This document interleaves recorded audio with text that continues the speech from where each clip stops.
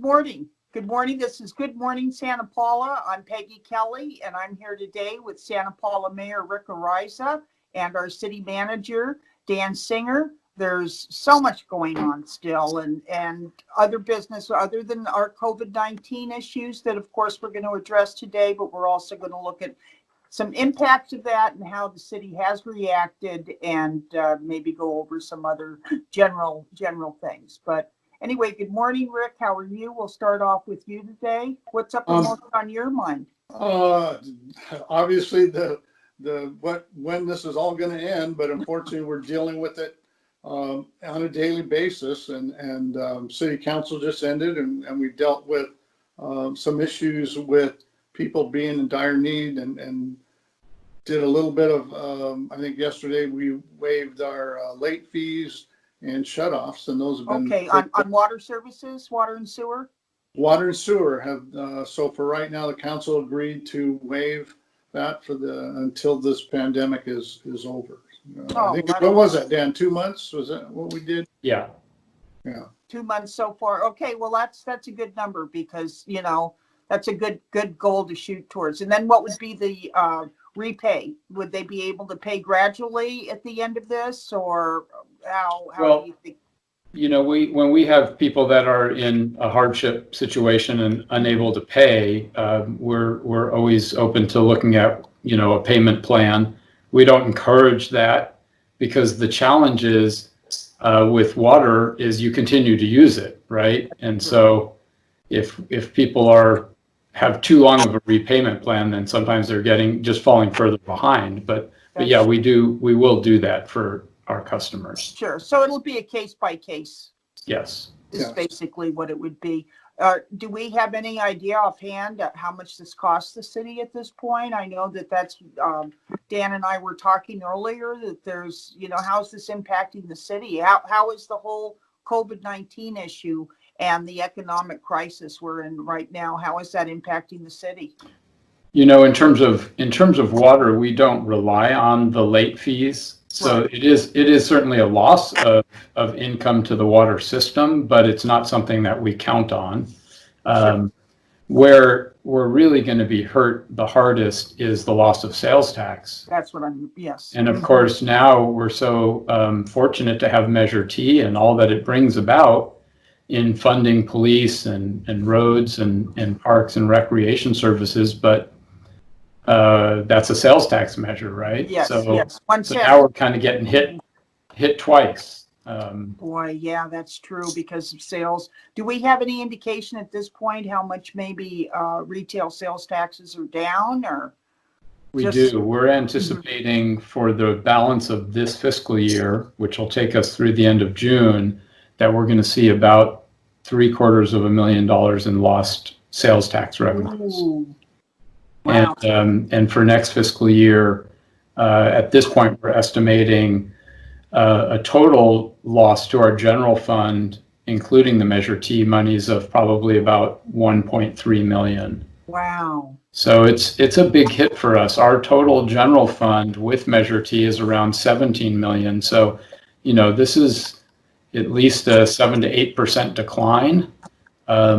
And we also don't really know what other kind of ripple effects this will have to our road monies and monies that we get from the feds and the state. So we're really crossing our fingers that there's going to be some type of local bailout stimulus that comes to local cities, because at this point there is not. Mm-hmm. Right. Wow.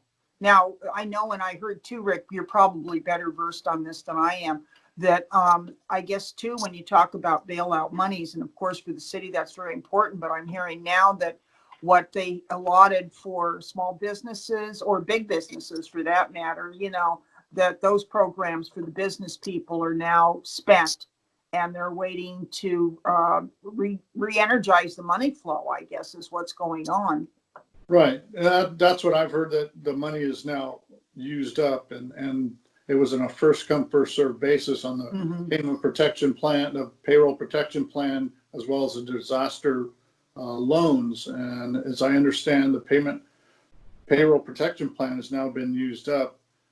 So the care package was basically for small businesses. as Dan was saying, being with the city, they didn't do anything immediately for the city, but they're going to have to, hopefully, we're hoping that changes, because without it, the cities are going to be hit. Now, that's interesting, because could the cities, let's just hypothetically speaking, could the cities or the counties, could they have applied, or could they apply for something like the payroll protection plan? Because you're providing essential services. So the monies that were part of the CARES Act were for entities that were of 500,000 population or larger. Oh. And so the county of Ventura is getting about $150 million, which is, significant funding.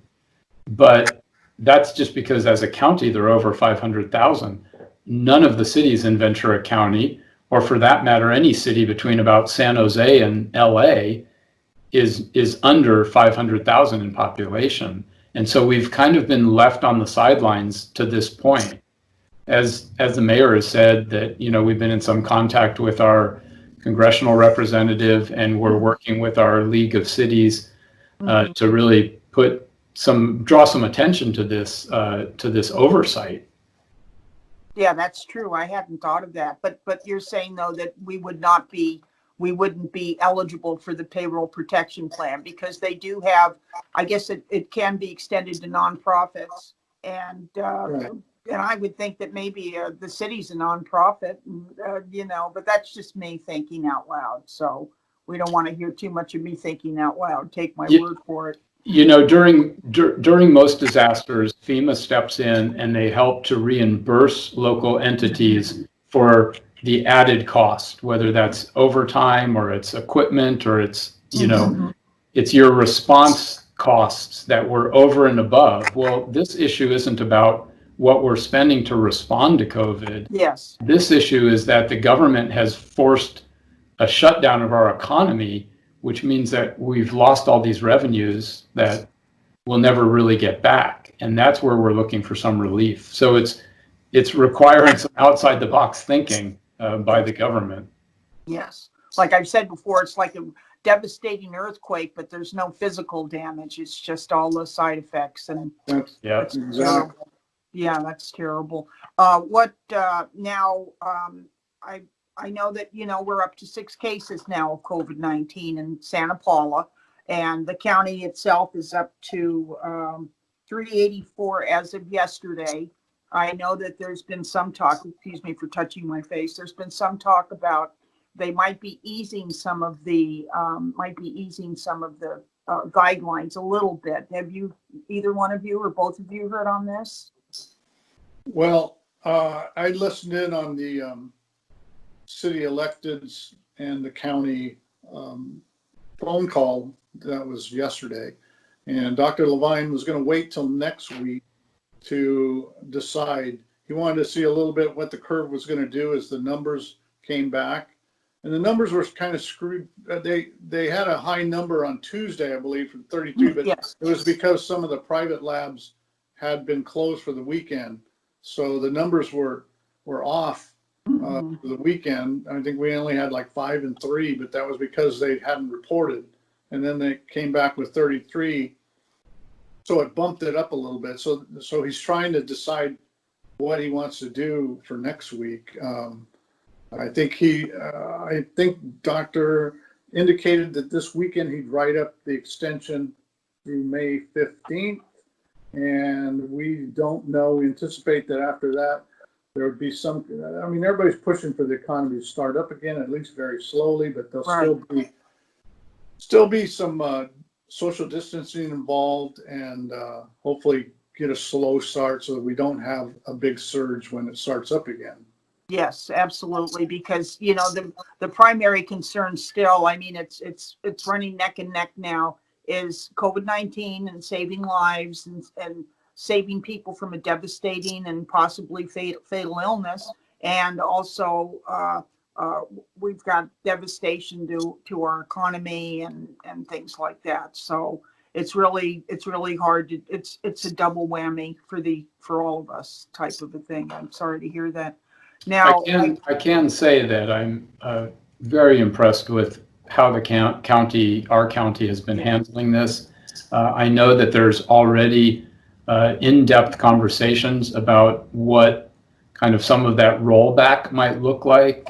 You know, they're very aware that there are tremendous impacts to our businesses. And so, as the mayor suggested, we do anticipate some softening in the coming weeks. But you know, we'll have to see what that looks like. And the community's continued cooperation is really key here.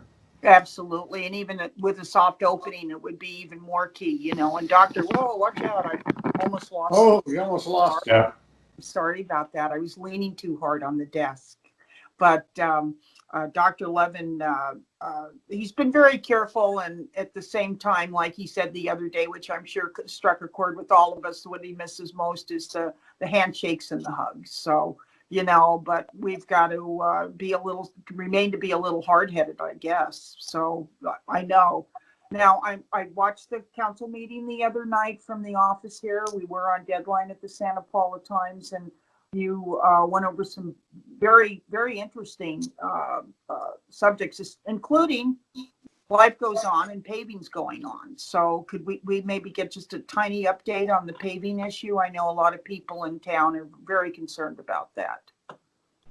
So I'll start because the good news is that the community is going to start seeing a lot of activity in town starting in May.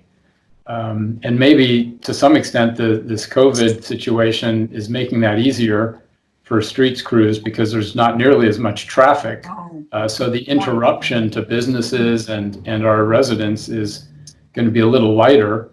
But there's going to be a lot of streets that are going to start to see crack sealing and certain treatments, as I said, as early as May and then going through this summer. Council was very supportive of the new plan we've put in place.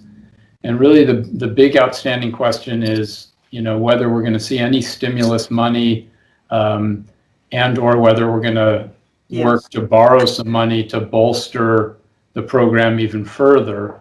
Now with the loss of revenues, we're concerned. The council was very careful about saying, hey, we're not about to borrow money that we might not be able to pay back. So yes, I saw that. Appreciated their guidance, and this is kind of a wait and see approach, but it's not going to stop us from getting the plan started, and we're really excited about starting to see that. Not everyone's going to suddenly see a new street on their block. This is going to be a 5-year plan that is going to take a lot of time and effort and money, but it's great to have a plan in place and to get that process started. Yes, and we do have the money to get the process started, and you know, it comes from different funding sources and not particularly from the general fund or anything like that. So it's money we already have in our pocket, so we're going to start spending it. Now, speaking of money in your pocket, you've got money in your pocket for upgrades to the cable system over there at City Hall. So, Rick, what's going on with that? Yes, that was just, you were just reading my mind, because that was the last. If you didn't stay to the end of the city council meeting, that's exactly what we did. There's cable money from our franchise that we have to only use for cable, and so we were able to use that to upgrade. And with this virus, we now see, you know, I was the only city councilman at the actual city hall, so everybody else was zooming in, and the new cabling system we're going to upgrade. And Dan, you were the one going out there for the bidding on it, and we're going to be sharing that with the school district. Mm-hmm. Hopefully, it will enhance our cable system. I know Cable Carl came out and said, yes, everything's going to be enhanced. So good time. You'll probably see a lot more of that. But Dan, you can chime in on we agree. Well, the thing that I'm most excited about isn't just the better quality and working with the schools, but you know, Bob Allen and KADY TV are working with our students, and of course that'll really ramp up next fall to start some broadcasting and helping to teach students, you know, how to be able to do broadcasting and videotaping and recording. So Channel 10 and our YouTube channels and KADY TV are going to all start to have a lot more local content. And I think that'll be exciting for our community. You know, Santa Paula is very proud of its local sports and education and events and our culture and arts in town. And so the enhanced equipment will be great, but more than that, it gives us this opportunity to really increase programming. That's great. Yeah, because I think more and more people are turning into Channel 10 and looking for updates and things like that, our government access channel. And absolutely, Santa Paula is the center of our universe. So, you know, we've got to make sure we get the word out to everybody and beyond for that matter. But that's going to be a wonderful addition to the lineup, as it were, of what the city's offering at this point. And communication is always at the top of the list, because without it, you're lost. Now, Rick, I know you're a golfer, so have you missed golf much, or what do you do? You have a little cup in your office and you hit balls into it? Dan and I have golfed a few times together, and yeah, we both talk about missing that, hitting the golf course, and looking forward to at least opening it up.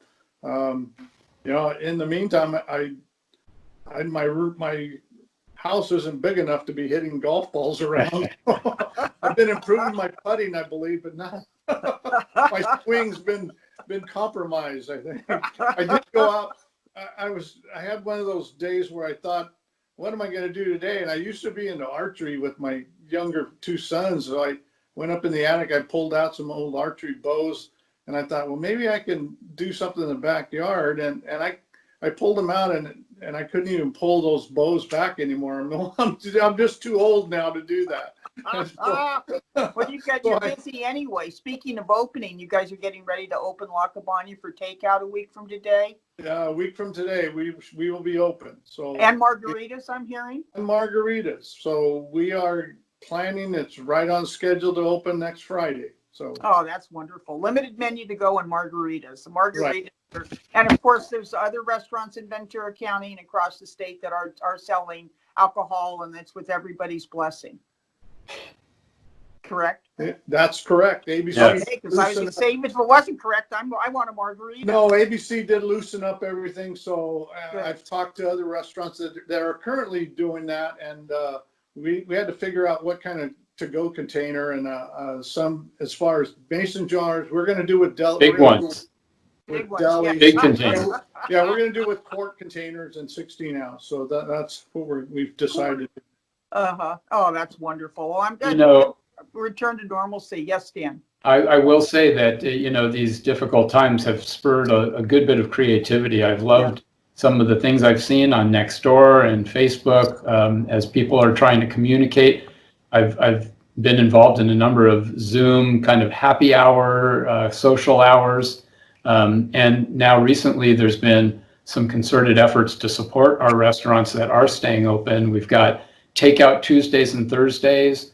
I know the Rotary Club in town, which has like 80 members, is doing a mob Wednesday and picking a certain restaurant and rotating that. And it's really, part of it's the financial help, but part of it's just the spirit of we're all in this together and we're going to come out of it together. So it's been great to see that. That's wonderful. Well, that's probably a good note to wrap this up on. Rick, do you have anything you'd like to add? No, just hang in there, citizens of Santa Paula. We're here for you, and city of Santa Paula is open, but keep up the good work. Our numbers, you know, we moved up a little bit, but we're steady. So, and I see those masks out there. Good job. Yes, absolutely. And Dan, how about you? Yeah. So eloquent before. Can you top that? No, keep up the faith. Okay, there you go. Okay, and speaking of keeping the faith going, don't forget to visit KADY.com or .net. I'd like to see both of those, and also be sure to press the subscribe button. When you do that, we can just absolutely go live anywhere, anytime, et cetera, when we get to 1,000 of those. And we appreciate you watching these programs. We know a lot of you are watching these programs because of the fact we're bringing you wonderful guests like Mayor Rick Araiza and City Manager Dan Singer. Once again, I'm Peggy Kelly, and good morning, Santa Paula. And we're going to get through all of this together. And it's so nice to see you. See you next week. See you next